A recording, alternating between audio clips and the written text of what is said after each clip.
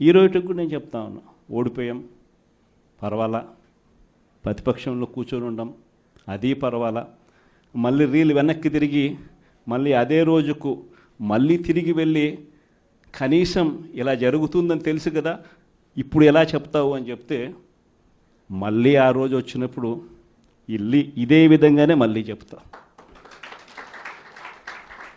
ఎందుకనంటే రాజకీయాలలో విలువలు విశ్వసనీయత అన్న పదానికి అర్థం అదే. ఎన్నికలు ఎప్పుడొచ్చినా కూడా అదే విలువలు అదే విశ్వసనీయత అన్న ఒకే ఒక్క పదం మీద మళ్ళీ వైఎస్ఆర్సీపీ మళ్ళీ అఖండ మెజారిటీతో మళ్ళీ గవర్నమెంట్. కానీ ఈసారి ఫామ్ చేసినప్పుడు మాత్రం ప్రజలకు చంద్రబాబు నాయుడు నైజం పూర్తిగా అర్థమైపోతుంది కాబట్టి మనల్ని మళ్ళీ 30 ఏళ్ళు అక్కడే కూర్చోబెట్టే విధంగా కూడా ప్రజలు ఖచ్చితంగా అడుగులు వేస్తారన్న నమ్మకం నాకుంది. ఎందుకంటే ఈరోజు ఒకవైపున ఇచ్చిన హామీలన్నీ కూడా పక్కకి వెళ్ళిపోవడం అన్నది ఒక ఆస్పెక్ట్ అయితే, రెండో ఆస్పెక్ట్ ఏమిటి అని అంటే ప్రతి వ్యవస్థ నిర్వీర్యం అయిపోయింది. కేవలం చంద్రబాబు నాయుడు గారి ప్రభుత్వం రాక మునుపు మన ప్రభుత్వం ఉన్నది. మళ్ళీ మన ప్రభుత్వంలో ఎలా ప్రతిదీ కూడా ఎలా పగడ్బందీగా ఎలా జరిగింది, చంద్రబాబు నాయుడు ఎందుకు చేయలేకపోతున్నాడు, ఈ చర్చ ప్రతి ఇంట్లోనూ కూడా జరుగుతూ ఉంది. ప్రతి పథకము కూడా ట్రాన్స్పరెంట్గా పారదర్శకంగా ప్రతి ఇంటికి చేర్చే పరిస్థితి నుంచి ఈరోజు అన్ని కొలాప్స్. కేవలం 9 నెలలు. ఒకవైపున వ్యవస్థలన్నీ కొలాప్స్, మరోవైపున ఏది చూసినా స్కామే.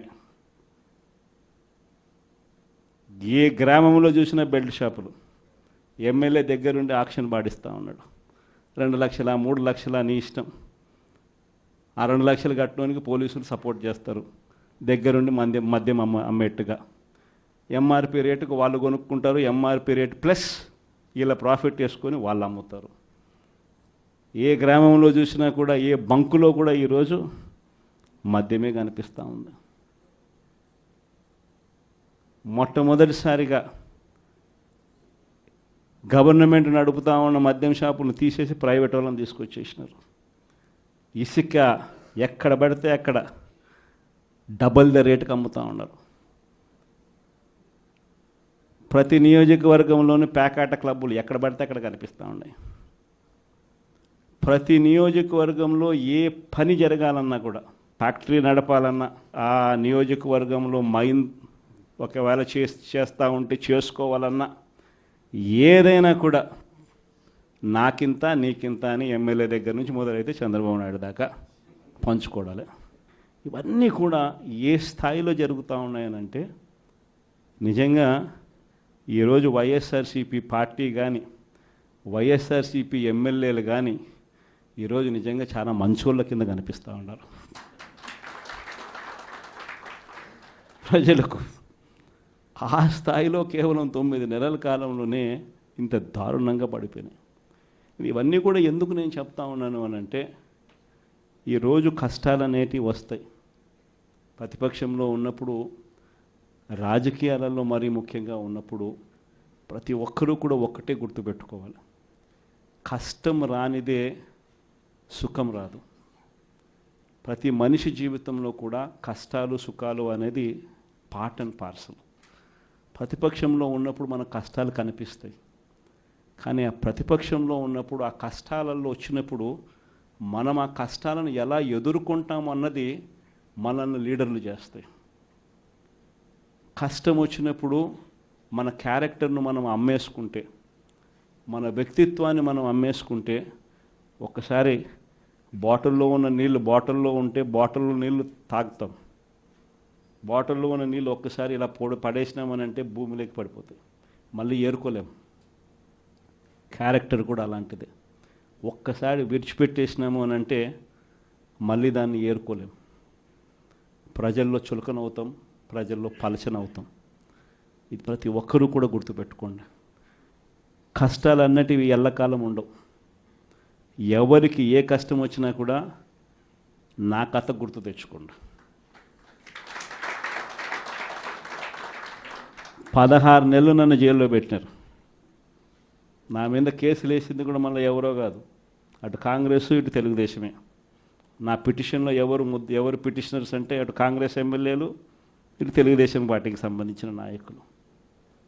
కేవలం రాజకీయంగా ఎదుగుతున్నాను అని ఒకే ఒక కారణంతో దొంగ కేసులు బనాయించారు. 16 నెలలు జైల్లో పెట్టినారు. కానీ ఏమైంది? బయటికి రాలా? ముఖ్యమంత్రి కాలా?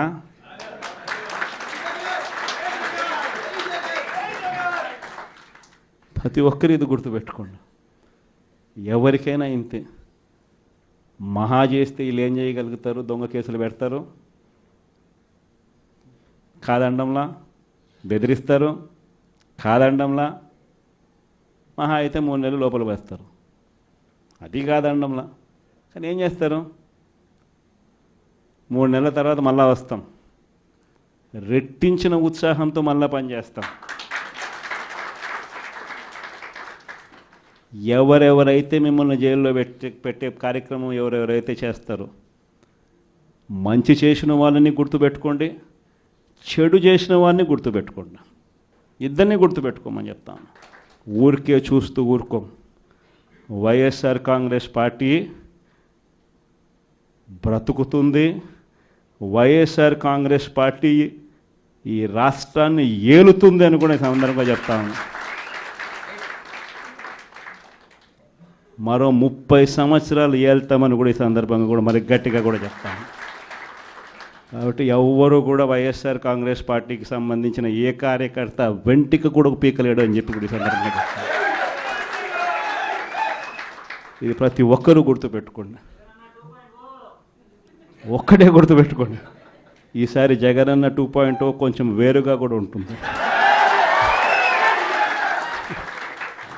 ఈసారి జగనన్న 2.0 కార్యకర్త కోసం ఎలా పనిచేస్తుందో కూడా చూపిస్తుంది. ఇది మాత్రం నేను ఖచ్చితంగా చెప్తా ఉన్నా. ఎందుకనంటే జగనన్న 1.0లో బహుశా కార్యకర్తలకి నేను అంత గొప్పగా బహుశా చేయలేకపోయి ఉండొచ్చేమో. ప్రతి పథకము ప్రతి విషయంలోనూ కూడా మొట్టమొదటిగా ప్రజలే గుర్తుకొచ్చారు. ప్రజలకు మంచి చేయడం కోసమే నా టైం కేటాయించా, నా తాపత్రయపడ్డా, ప్రతి విషయంలోనూ దానికోసమే అడుగులు వేశా. కానీ జగనన్న 2.0కి వచ్చేసరికి మాత్రం చంద్రబాబు నాయుడు కార్యకర్తలకు పెడతా ఉన్న ఇబ్బందులు చూసా, కార్యకర్తలు పడతా ఉన్న అవస్థలు చూసా, కార్యకర్తలు పడతా ఉన్న బాధను గమనించా. వీళ్ళ కోసం గట్టిగా మీ జగనన్న ఉంటాడని సందర్భంగా గట్టిగా చెప్తా.